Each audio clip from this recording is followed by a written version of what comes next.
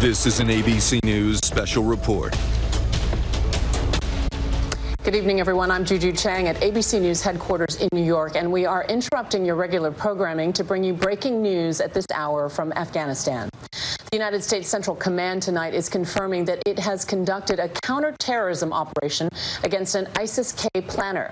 According to a CENTCOM spokesperson, the unmanned airstrike occurred in the Nangarhar province of Afghanistan. Initial indications are that we killed the target. We know of no civilian casualty. The U.S. launching this airstrike against the Islamic State affiliate in Afghanistan just one day after that devastating suicide bombing attack outside the Kabul airport, as thousands of Afghans crowded the gates. One U.S. official telling ABC News that the individual killed in tonight's drone strike was involved in possibly planning additional attacks. But the official says no links exist linking him to yesterday's attack. The terror attack taking the lives of 13 U.S. service members and roughly 170 Afghans.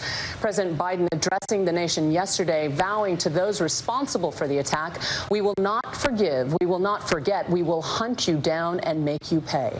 I want to bring in Louis Martinez now, ABC's senior Pentagon reporter who's been covering every development in this story. Louis, I know you've been on the phone with your sources. What are you hearing from the Pentagon?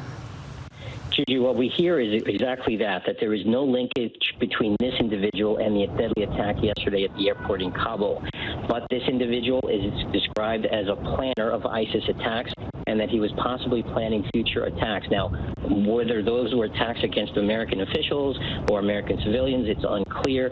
But the word retaliation is not being used in terms of this individual, because he was not being directly linked to the attack yesterday at the airport. But obviously, people are going to link it to what President Biden said yesterday.